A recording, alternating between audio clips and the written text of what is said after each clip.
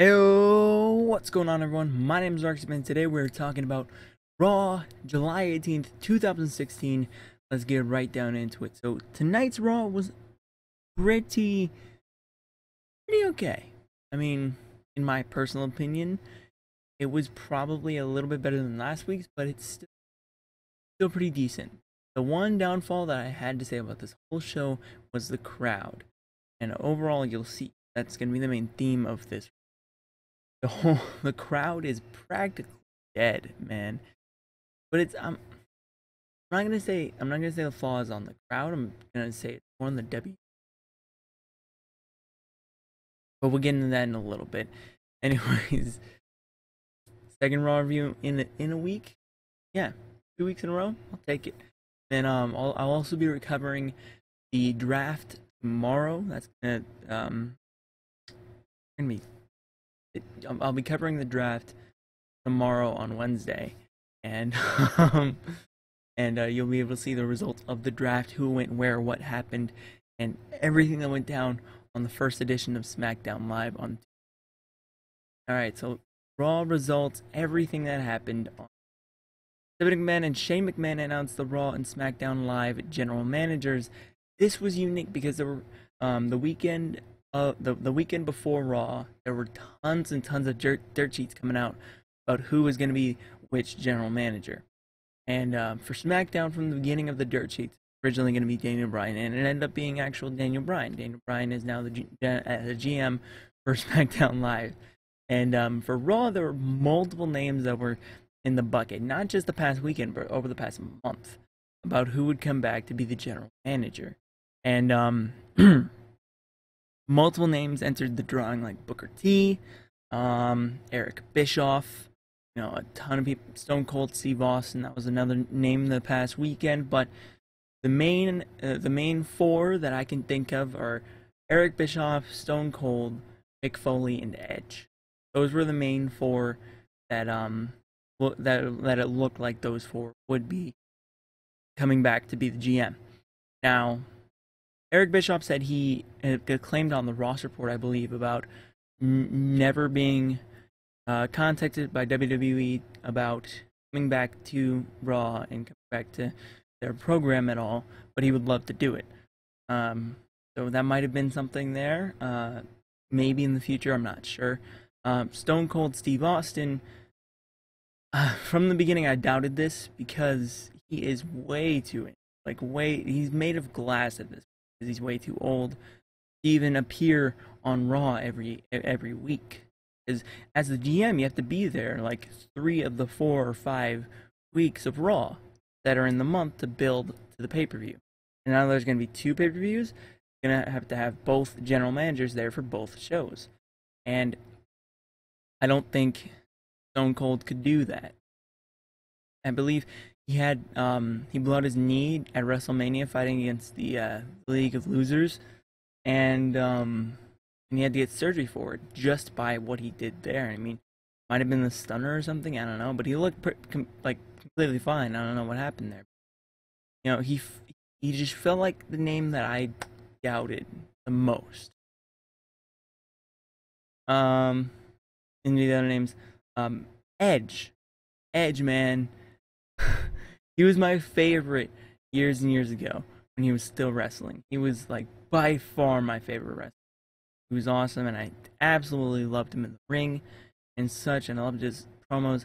He's such a great performer in general, and I was hoping he would be the name, even though there were some complications with getting the Edge and Christian show that Reeks of Awesomeness done, season 1, and you'll want it done anyways because it was so tough to do.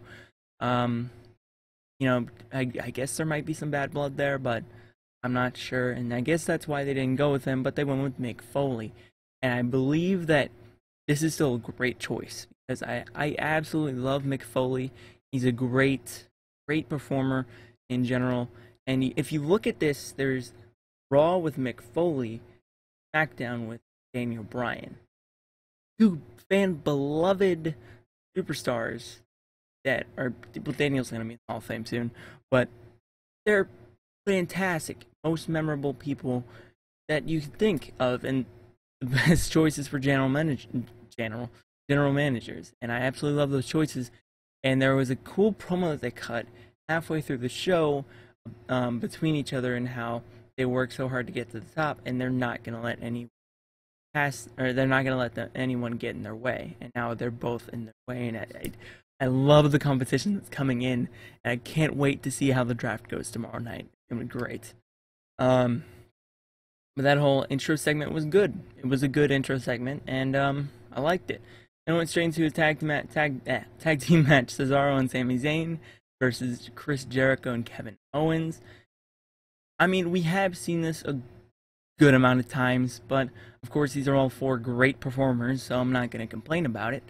I generally really liked this entire match. I mean, even though, again, we have seen this match so many times, but I don't know, something about tonight's matches just made me think, like, there's a possibility that we could never, well, not never, but there's a possibility that we might not be able to see these matches again for a long time.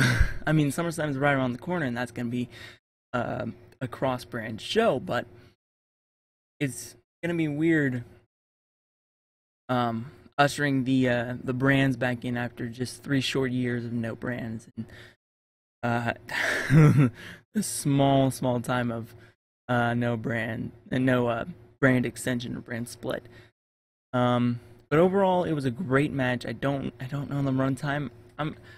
I couldn't find a good website to find the results on, so I'm just looking off WWE.com. But Sami Zayn and Cesaro ended up going over Chris Jericho and Kevin Owens in a great match overall, and I believe it was won in a small package by Zayn, something like that. But yeah, still good. I can't wait to see where all 4 of these guys go, because they're great. And I'm hoping Sami Zayn and Kevin Owens go on the same show. If they don't, I'm gonna be like broken. And next up was Darren Young in his first one-on-one match since returning against Alberto Del Rio with Miz and Maurice at ringside. Now it's about that time to whip this out. Toy belt, but I don't care. Currently, I'm holding this because I love the Intercontinental title, and I hope it gets into a big push coming in soon, because it had a few, like, some of my matches of the year. Matches of the year. There you go. So far this year, and it was great. And I love them. And I love those matches. Not sure if Darren Young's the right guy to go up against The Miz, though. I feel like either Apollo Crews or Baron Corbin could have been a better choice. I don't think Darren Young is really the right guy to plant in that position just yet. But Darren Young goes over Alberto Del Rio with a little bit of accidental distraction by Miz and Maurice to Alberto Del Rio, and Darren Young ends up celebrating with Bob Backlund. Well, for Darren Young going into Battleground, I hope these guys put on a great match, because so far all of the Intercontinental title matches that I know of from the year that I remember have been pretty damn good. I mean, we opened the year with the last man standing match between Dean Ambrose and Kevin Owens at the Royal Rumble. Great match. At Fastlane, I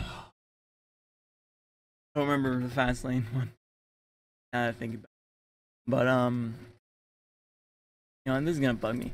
We're gonna go to WrestleMania now, and there was that 7-man ladder match that Zack Ryder ended up winning.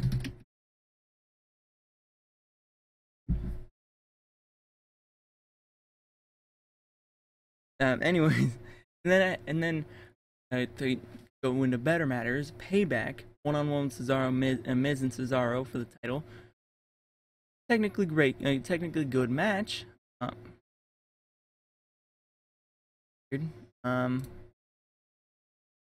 Then going into Extreme Rules, had one of the best matches of the year, the Fatal 4-Way between Miz, Cesaro, Sami Zayn, and Kevin Owens. A great match.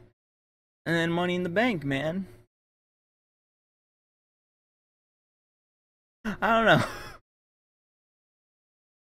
What was that Money in the Bank? What did I see? I don't think. Oh no! He didn't put the title on the line at the Money in the Bank because he was filming Marine 5, I think, something like that.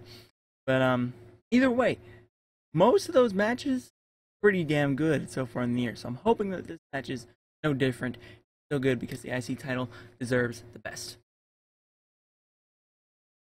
And then we go into a segment with opening with John Cena talking about the SBs and stuff, I believe. And then oh no, he didn't. He actually didn't talk about the SBs. He brought out Enzo and Cass. They came out, did their spiel, and then it looked like there was tension between John Cena and Enzo and Cass because they weren't taking it as serious as they should be. And then that was just how they did it. And then the club came out, they had their spiel, and then the New Day came out, they had their spiel, and then after a little while, the Wyatt family came out, and they had their spiel, and then we had a 12-man tag team match between the club and the Wyatt family versus John Cena, Enzo Amore, Big Cass, tag team. Can't speak today. Tag team champions, the New Day. This ended like the segment going into this matchup, because it was a matchup that was set up at the opening of the show. The segment before the match was probably the most genuine segment I've seen on WWE television in a long time, really long time. It felt like when the New Day came out and they were starting to talk about Pokemon, and Xavier Woods was just naming off Pokemon after this, Pokemon after that, and then like a little bit, and then Enzo started, how you doing, over and over and over after he would say the Pokemon. It just felt so genuine, felt like it just so real, and I loved it. I feel like that was the area where WWE just told them, you know what, it's the last show you guys will probably be together on, you do you. And then, you know, they followed the guidelines, of course, and man, I loved that. I loved that whole segment with the New Day, Enzo, Cass, and Cena. I was in the ring, the Wyatt family came out, and the match started. It was a pretty good match, and that was a good segment to go into, because that segment made me care about the match even more, and I was really invested in the match, especially invested on how many damn commercials there were during that damn match. There were so many commercials. But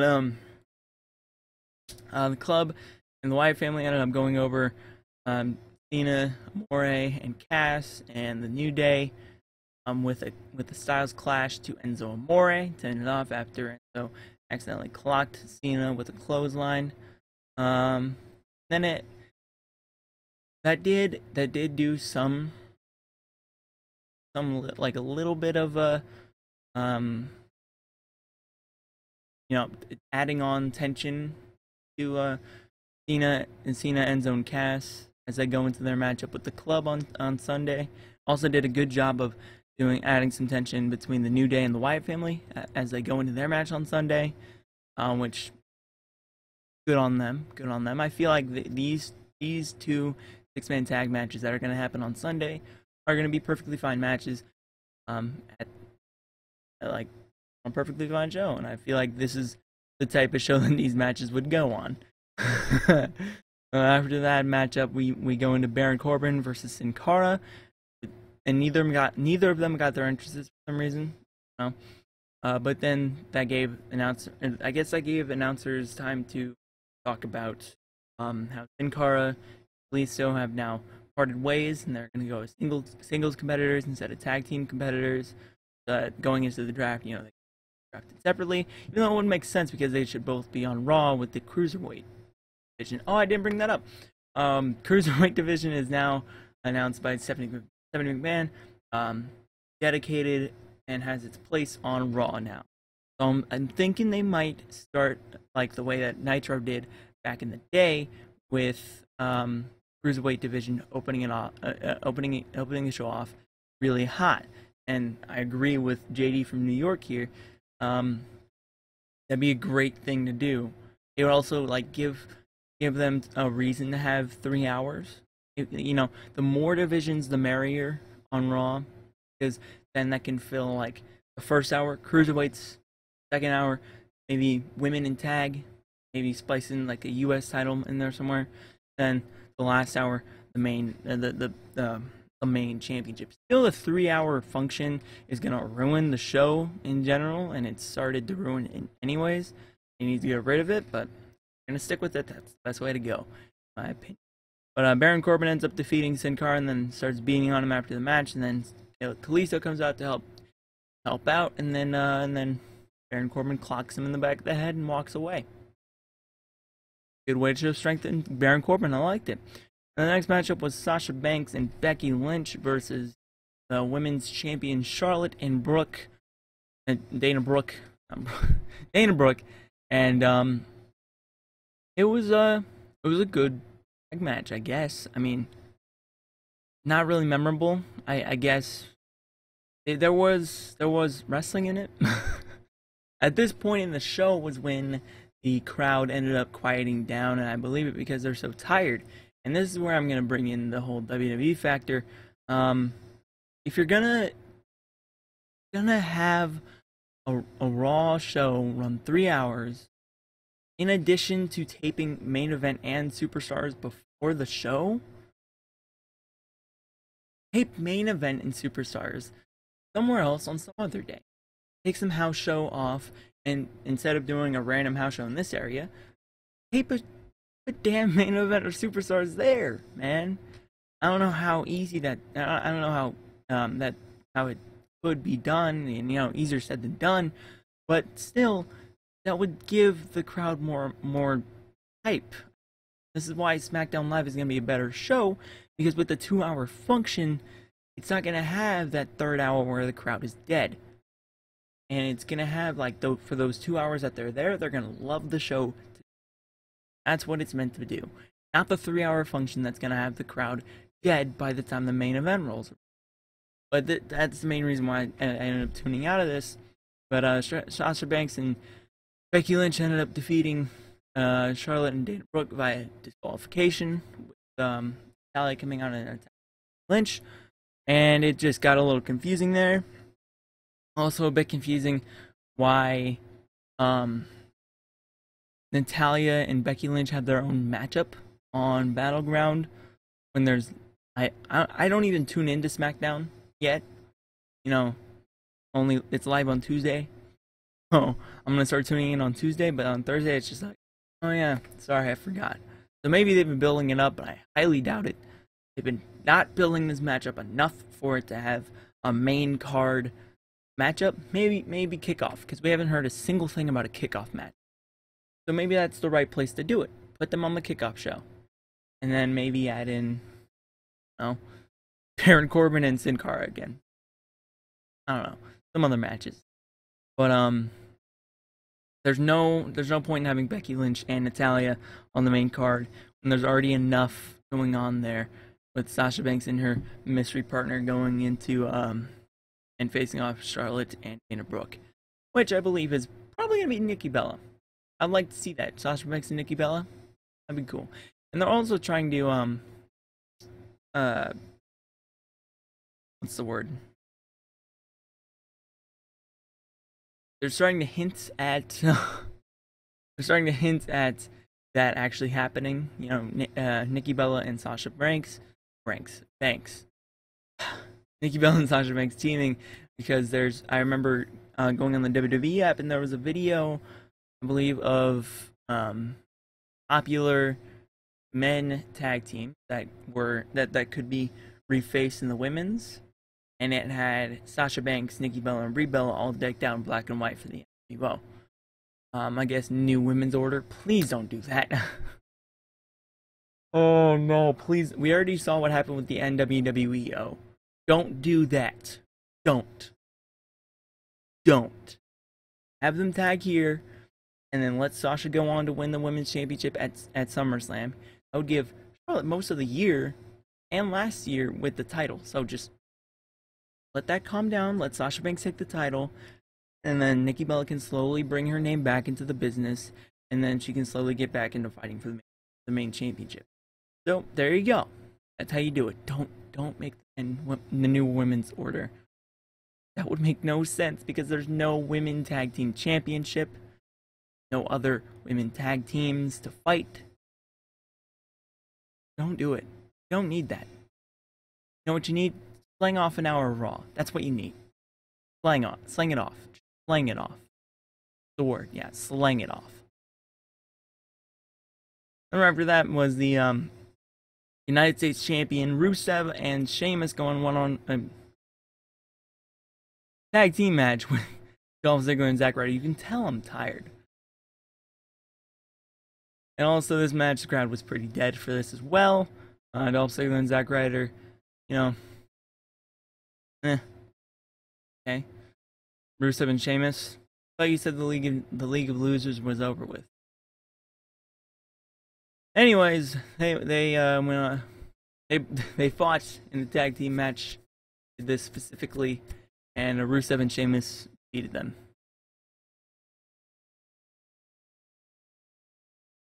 I don't remember anything else. I think Dolph Ziggler was pinned by Rusev. Or no, it was in the Accolade. Oh, I can remember. Anyways, I also remember Zack Ryder doesn't know how to clothesline people over the top rope and stay in the ring. He like clotheslined Sheamus out of the ring with him going as well multiple times. Anyway, then it went to the main event.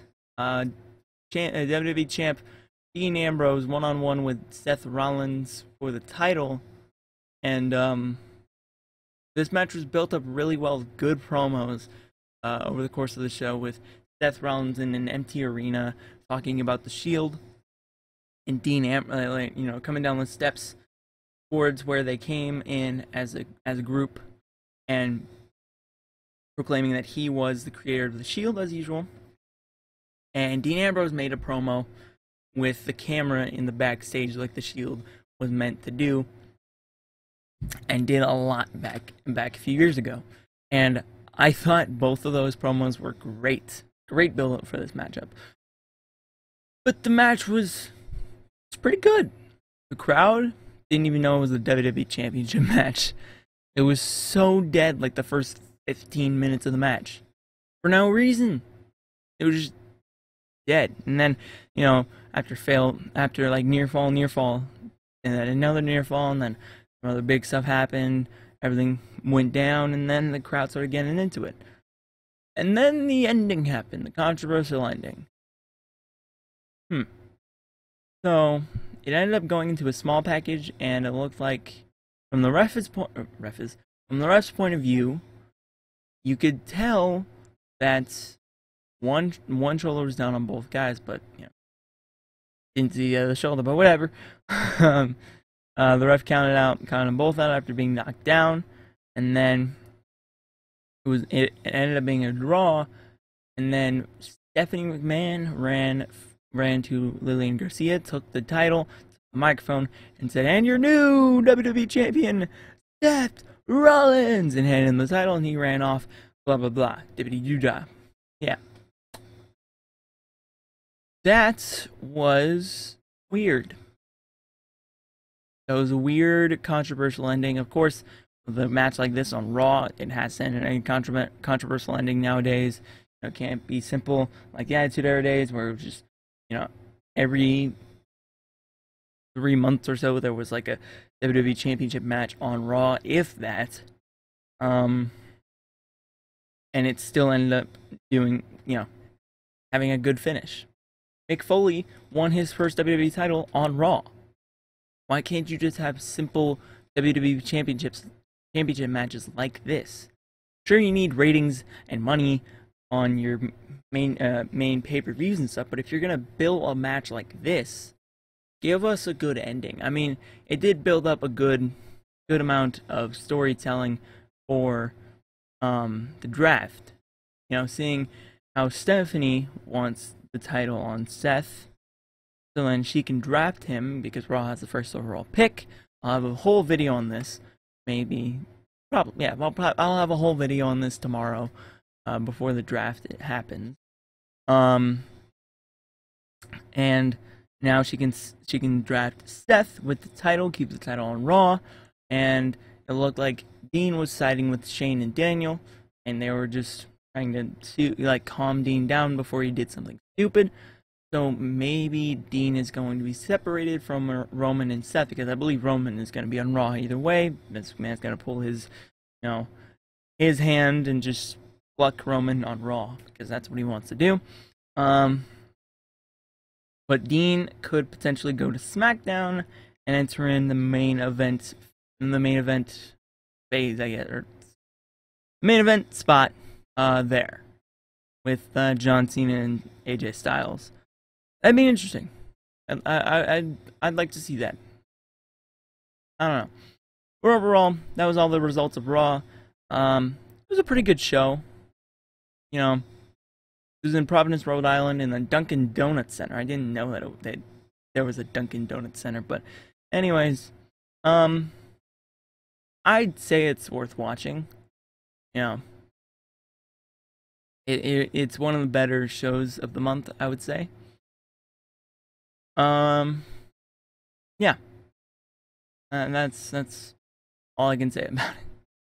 I definitely like this one more than the last one though, because of the Wyatt family compound thing. I don't even remember what I said about it, but my opinion is now I didn't like it. I'm not sure if I said I didn't like it last week, but I don't like the Wyatt family compound thing. But they definitely stepped up with the club and the Wyatt family, and John Cena end zone cast in the New Day matchup. That was a good match. I liked it. Most of these matches were good. There was good promos around it. It was a solid show. Pretty solid show. And yeah, so that's gonna be it for the Raw review. Thank you guys so much for watching this video. If you guys liked it, please like and below, share, support, comment down below. What was your favorite part about Raw July 18th edition? And what are you guys expecting in the draft? Who are you guys expecting from NXT to come up? I'm not sure. Maybe you'll see a video of it from me. And subscribe for great content. I'll see you guys in the next one. Do me a favor, have yourself a damn good day, and peace.